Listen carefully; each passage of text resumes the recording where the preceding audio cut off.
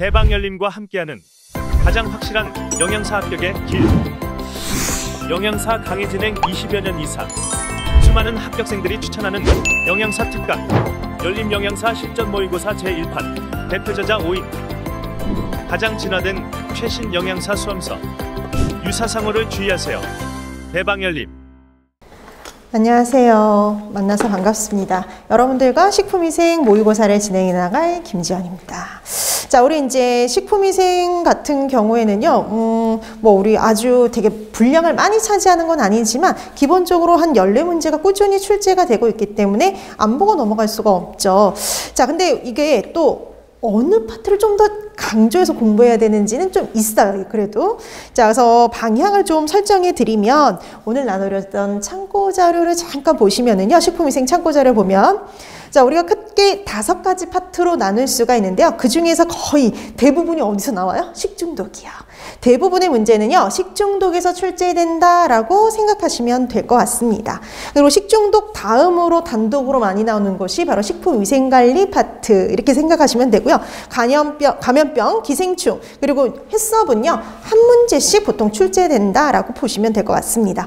그 중에서 이제 식중독이 제일 많이 출제가 되잖아요. 거의 우리 14문제 중에 거의 60, 70%가 다 어디냐면 식중독에서 출제가 돼요. 그 중에서도 제일 많이 나오는 파트는 세균성 식중독 파트입니다. 근데 만약에 세균성 식중독에서 조금 줄어들게 되면 자연독이나 아니 곰팡이나 이런 데서 좀 더 내기도 해요. 그래서 주가 되는 건 세균성 식중독이라고 보시면 돼요. 그래서 여러분들이 공부하실 때 특히 세균성 식중독과 관련해서는 우리 왜 특징들 정리해 드렸었죠. 그 특징들 위주로 해서 잘 좀 다시 한번 파악을 해 두시면 좋을 것 같습니다. 자, 그럼 이제 우리가 1회부터 식품위생 출제를 풀어나가는데요. 식품위생은 2교시로 분류되어 있죠. 그래서 이 2교시의 거의 끝부분에 있습니다. 그래서 우리가 식품위생 법규가 제일 마지막에 있고요. 바로 그 전에 있는 게 식품위생이에요. 자, 그래서 어디냐면은요. 1회 같은 경우에는 112페이지 78번부터가 식품위생과 관련된 문제죠. 자, 그럼 78번 식품위생 문제 봅니다. 자, 그럼 첫 번째는 이거 정말 문제가 순서대로 나와요. 식품위생의 개요 파트 나오고요. 그 다음에 식중독 파트 나오고요. 그 다음에 감염병 문제 나오고요. 기생충 문제 나오고요. 해썹. 딱 이 순서대로 문제가 출제가 돼요. 항상 똑같아요. 지금 3년 동안 똑같이 그렇게 진행이 되고 있습니다. 자, 그래서 앞에 세 문제는요. 바로 뭐와 관련된 문제냐면 바로 식품위생 관리 파트와 관련된 문제예요. 자, 78번. 일반적인 식품의 신선도에 대한 지표로서 사용되기 가장 적합한 것은, 근데 보기가 다 균이에요. 자, 이 균 중에 일반적으로 이 식품이 신선한지 아닌지를 판단할 때 사용하는 건요, 일반 세균수였죠. 보통 현재 살아있는 생균수, 일반 세균수를 지표로 이용을 해요. 답은 5번이 되죠. 그럼 1번 보세요. 많이 나왔던 거죠. 분변오염의 지표균입니다. 분변오염 지표균을 찾아라. 그럼 그때는 뭐예요? 대장균. 자, 그 다음에 장구균은 뭐일까요? 냉동식품의 분변오염 지표였죠. 냉동식품의 분변오염 지표를 찾아라 라고 하면 그때는 장구균이 되겠죠. 자, 그래서 목적에 따라서요, 사용하는 균이 어때요? 다를 수 있어요. 자, 그래서 78번의 답 5번이었고요. 그 다음에 79번. 자외선 살균에 대한 설명입니다. 옳은 것을 찾아라 라고 했네요. 여러분, 자외선 살균 특징 기억나시죠? 자, 1번 360 나노메타가 가장 효과적이다. 2번 살균 효과는 표면에 한정된다. 그 다음에 3번 잔류 효과가 있다. 그 다음에 4번 특정 세균에만 효과가 있다. 그 다음에 5번 자주 사용하면 균의 내성이 생긴다. 자, 이 중에 옳은 것 찾으라 그랬죠. 옳은 건 몇 번이냐면 2번입니다. 자, 우선 이 자외선 살균의 가장 효과가 좋은 파장은요, 우리가 2537 옹고스트롱이 가장 효과적이다 라고 얘기를 하는데요. 이걸 나노메타로 바꾸면 253.7 나노메타죠. 그래서 253.7 나노메타가 제일 효과적이에요. 자, 그 다음에 얘는 침투력, 내지는 투과력이라고도 하는데요. 침투력, 투과력이 없어요. 그래서 어디만요? 표면만 효과가 있었죠. 자, 그 다음에 잔류 효과 있어요? 없어요? 없어요. 잔류 효과 없는 게 특징이었고요. 특정 세균에만 효과가 있는 게 아니라 모든 균종에 효과적입니다. 그러니까 이게 효과가 조금씩 차이가 있을 수는 있지만 모든 균종에 효과적이에요. 그 다음에 균의 내성을 주지 않았었죠. 균의 내성을 주지 않기 때문에 좋았어요. 그래서 균의 내성을 주지 않습니다. 자, 그래서 79번의 답 2번이 되는데요. 여러분 뭐 이 장단점은 파악해 두시는 건 기본인데 오늘 나누렸던 프린트 1페이지에 보면 거기 장단점 쓰여 있죠. 우리 지금 책에 있는 거 저기 뭐 다 있긴 한데요. 그중에 이제 책에 안 나왔던 보기가 있어요. 그게 바로 뭐냐면 단점의 3번 보세요. 단백질과 공전 시에는 흡수되어서 효과가 어때요? 떨어진다. 이것도 꼭 기억하셔야죠. 단점 중에 가장 큰 단점 중에 하나죠. 침투력이 없는 것도 단점이지만 이것도요. 단백질과 공존 시에는 효과가 떨어진다. 이것도 기억해 두셔야 돼요. 자, 그래서 이렇게 자외선의 특징 확인해 두시면 될 것 같습니다. 그래서 79번의 답 2번이었고요. 그 다음에 80번. 가장 낮은 수분 활성도 조건에서 생육 가능한 미생물은 그랬습니다. 가장 낮은 수분 활성도. 여러분 우리 생육에 발육에 필요한 최저 수분 활성도를 비교하면요. 가장 많은 수분을 필요로 했던 게 세균, 그리고 그 다음이 효모, 그 다음이 뭐예요? 곰팡이. 그럼 여러분 가장 낮은 수분 활성도에 생육 가능한 거 찾아라. 누구 찾으라는 거예요? 곰팡이 찾아라 이거네요. 곰팡이. 자, 그럼 보기 중에서 곰팡이 찾으셔야 되는데요. 1번은 슈도모나스, 2번 바실러스, 3번 사카로미세스, 그 다음에 4번 페니실리움, 그 다음에 5번 에스케리키아 속.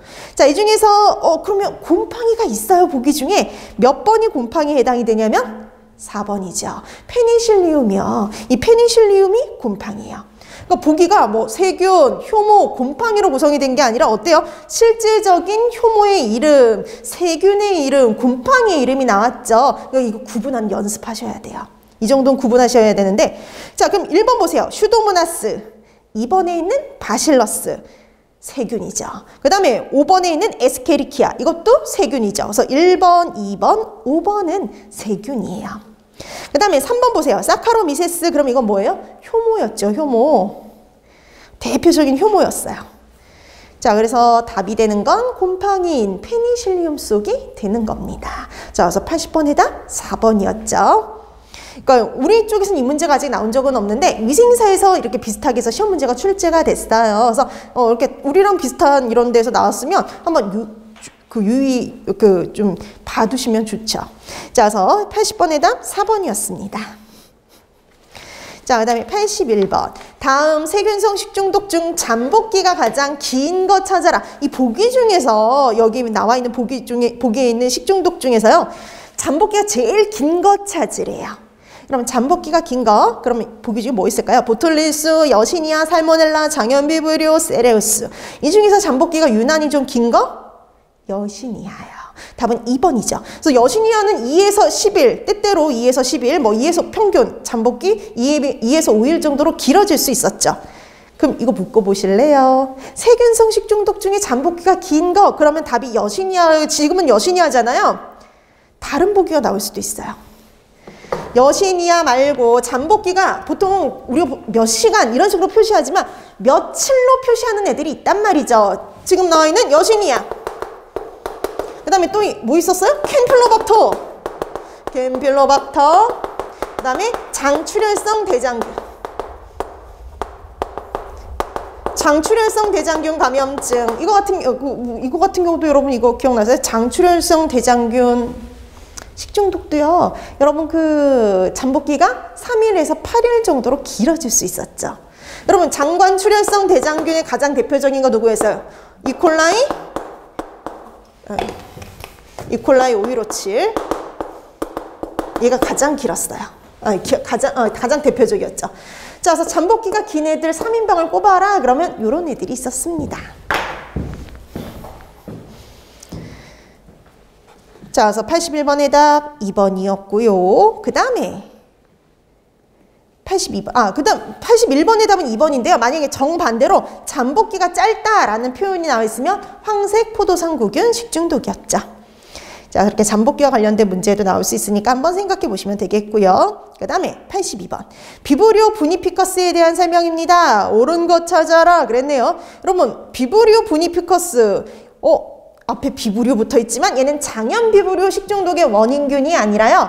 비브리오 폐혈증의 원인균이었죠. 자, 그래서 비브리오 폐혈증의 원인균이 바로 비브리오 부니피커스. 이렇게 보시면 돼요.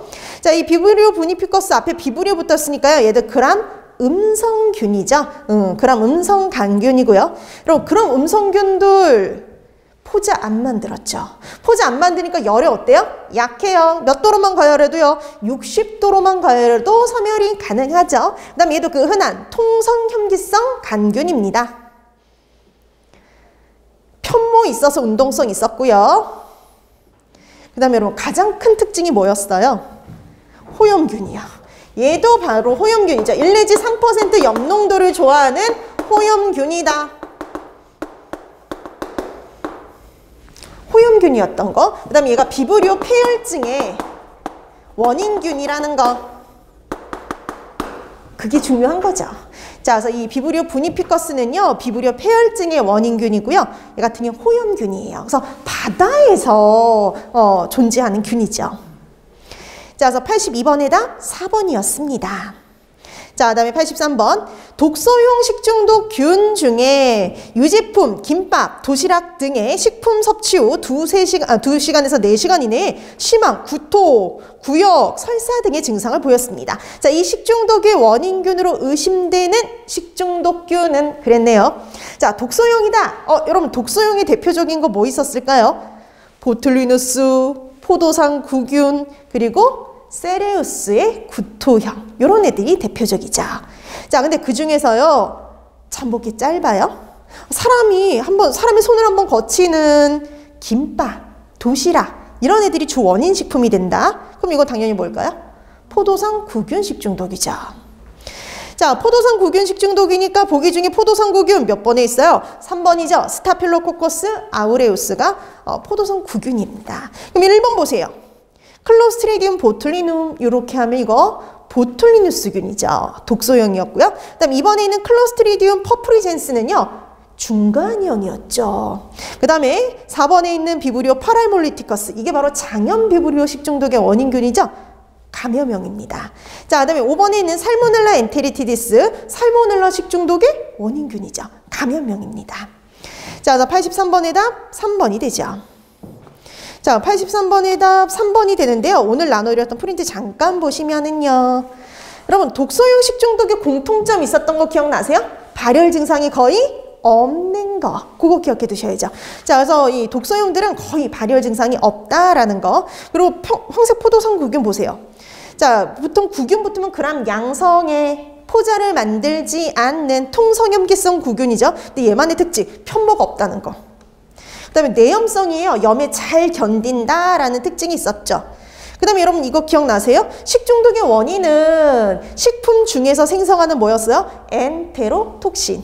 근데 여러분 엔테로톡신은 어땠어요? 내열성이 엄청 어땠냐면 강했죠. 내열성이 강해서요. 일반적인 가열 조리로는 절대 예방할 수 없다라는 특징도 같이 기억해 두셔야죠.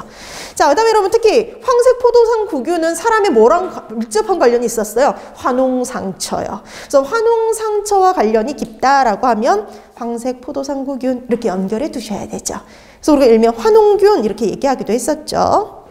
자, 그래서 이렇게 사람이 손을 한번 거친 식품, 이런 식품이 원인 식품이 되기가 쉬웠었습니다. 자, 그래서 83번의 답 3번이었고요. 그 다음에 84번.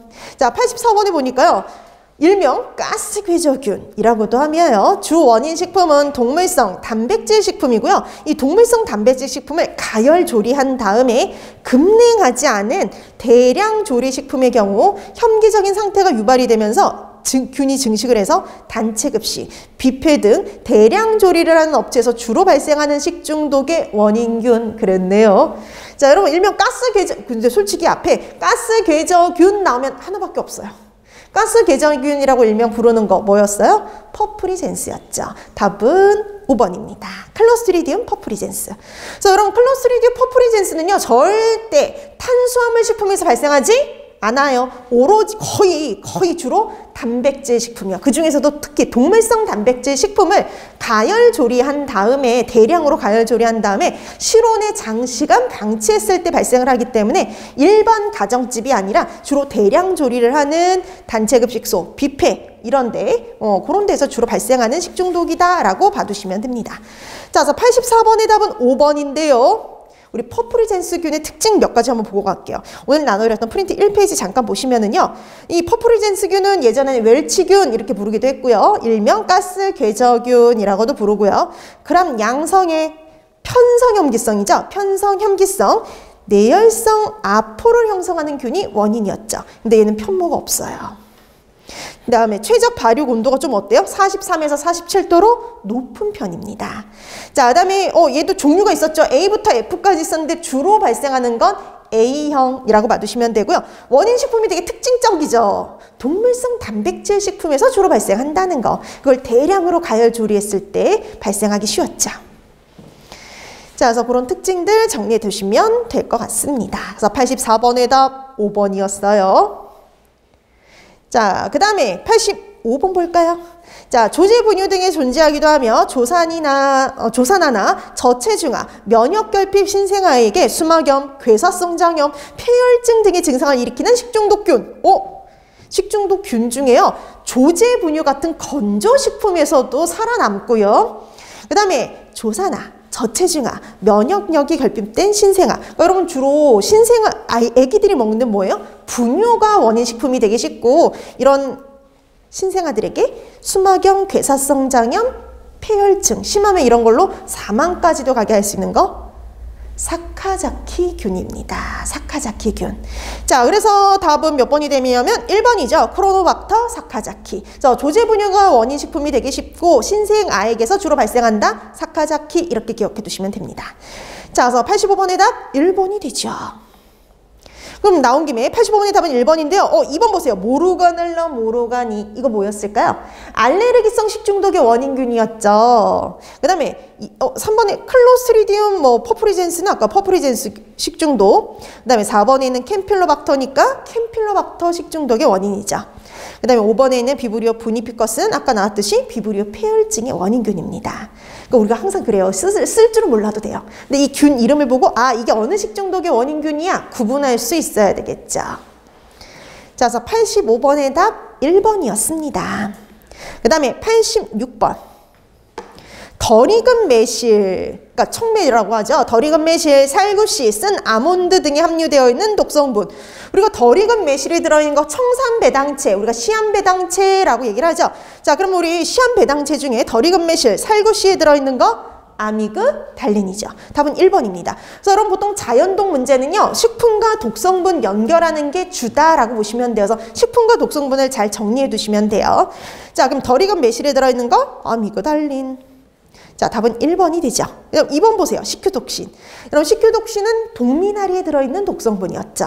그 다음에 리신 그러면 피마자에 들어있었고요. 그다음에 무스카린 그러면 독버섯이었고요. 솔라닌 그러면 싹이랑 감자에 들어있는 독성분이죠. 자, 그래서 86번의 답 1번이었습니다. 자, 그 다음에 87번. 곰팡이가 생성한 아플라톡신에 대한 설명입니다. 옳은 거 찾아주세요. 라고 되어 있네요. 자, 여러분 아플라톡신과 관련해서는 이렇게 조금 긴 문장의 문제가 나오기도 해요. 그래서 옳은 거 옳지 않은 거 찾는 문제. 자, 이거 가기 전에 오늘 나눴던 프린트에 있는 내용 잠깐 보고 가실까요? 자, 여러분 아플라톡신 간단하게는 이렇게 나오기도 해요. 아플라톡신을 생성하는 원인 곰팡이는 이렇게 시험 문제가 출제가 될 수도 있죠. 자, 아플라톡신을 생성하는 건 아스페르길루스 플라버스, 아스페르길루스 파라시티커스인데요. 주로 플라버스가 시험 문제에 출제가 됩니다. 자, 특히 아플라톡신은요. 온도, 습도 높을 때 잘 발생을 해요. 그래서 온도 25에서 30도, 그 다음에 습도 80에서 85% 이상, 식품 내 수분이 16% 이상일 때 특히 잘 생성이 돼요. 주로 원인이 되는 건요. 곰팡이 특히 어디에 잘 펴요? 탄수화물이 풍부한 곡류요. 근데 여러분 특이한 식품이 있었어요. 아플라톡신은요. 땅콩, 우유도 원인 식품이었죠. 땅콩, 메주, 우유 이런 데에서 발견될 수 있다라는 말이 붙으면 아플라톡신의 특징이었어요. 자, 그 다음에 우리 종류 블루, 푸른색인 거 B1, B2. 그 다음에 우유에서 발견된다 그래서 M1, M2. 그 다음에 녹색 있었죠? G1, G2. 이 중에서 가장 독성이 강한 거 가장 독성이 강한 거 B1이었죠. B1이 가장 발암성이 강했었어요. 자, 그래서 여러분 이 아플라톡신은요, 간장독이고요, 발암성이 있었죠? 그래서 간암을 유발할 수 있었어요. 자, 그 다음에 270에서 280도로 가열해야지 분해가 돼요. 여러분 270 정도, 280 정도로 가열해야 되잖아요. 그러면 일반적인 가열 조리로는 절대 파괴할 수가 없다는 소리예요. 그래서 집에서 그냥 100도씨 정도 가열하는 걸로는요, 절대 파괴시킬 수 없어요. 근데 여러분 이게 얘만 그럴까요? 동물성 자연독, 그리고 곰팡이독이요. 그래서 동물성 자연독과 곰팡이독은요, 모두 다 일반적인 가열 조리로는 절대 파괴할 수 없다. 이렇게 묶어서 기억해 두시면 돼요. 자, 그 다음에 뭐 물에 용해되지 않고요. 그 다음에 자외선, 뭐 방사선 이런 데는 불안정할 수 있어요. 자, 이렇게 해서 아플라톡신은 좀 특징까지 기억해 주세요. 그래서 이게 옳은 거 옳지 않은 문제, 얘는 옳은 것과 이런 거 찾으라는 문제가 간혹 나옵니다. 자, 그럼 87번으로 돌아가서 옳은 거 찾아봐야죠. 1번, 페니실리움 속이 아니라 아스페르길루스 속 곰팡이가 생성했었죠. 그 다음에 2번, 독성은 아플라톡신 M1이 가장 강한 게 아니라 M1이 아니라 B1이 제일 강했죠. 자, 그 다음에 3번, 수분 활성도를 낮추면 생성을 방지할 수 있다. 그쵸? 우리 아까 수분 활성도가 16% 이상이어야 되는데 그거보다 낮춰주게 되면은 생성을 좀 줄일 수 있죠. 자, 그 다음에 4번, 100도씨에 10분. 이 정도 가열해서는 절대 파괴시킬 수 없어요. 그 다음에 단백질이 풍부한 육류요? 육류가 아니라 어디에서요? 곡류요. 탄수화물이 풍부한 곡류, 우유, 땅콩 이런 데가 주 오염원이죠. 자, 그래서 이 중에 옳은 것 찾아라. 3번이 됩니다. 자, 그래서 87번의 답 3번이었고요. 그 다음에 88번. 폐광주에서 재배한 농산물을 장시간 섭취한 사람에서 체내 칼슘을 배설을 증가시켜서요. 골련화증, 폐광 나왔고요. 골련화증 얘기 나오면 하나밖에 없죠. 뭐밖에 없어요? 카드뮴입니다. 답은 2번이죠. 여러분 카드뮴과 관련해서 기억할 거 2가지가 더 있어요. 여러분 얘는 뭐 가장 대표적인 증상이 골련화증이지만 모두 이렇게요. 단백 요증상. 일본에서 있었던 이타이타이병의 원인 물질이었죠. 이타이타이병. 그래서 간단하게도 나와요. 이타이타이병의 원인 물질은 이렇게요. 자, 그 다음에 한 가지 더. 수은도 기억하셔야죠. 이건 미나마타의 원인이었죠. 미나마타. 자, 미나마타병의 원인은 수은 중독이었습니다. 그때 원인 식품이 뭐였어요? 어류요. 생선들이 문제가 됐었죠. 자, 수은의 어류에 축적되어서 그걸 섭취한 사람들에게서 증상이 나타났던 게 특징이었죠. 자, 그리고 대표적인 증상은 신경과 관련된 증상을 보여요. 왜냐하면 중추신경이 축적이 되기 때문에 보통 신경과 관련된 증상을 보였었죠. 수은은. 자, 그래서 88번의 답 2번이었습니다.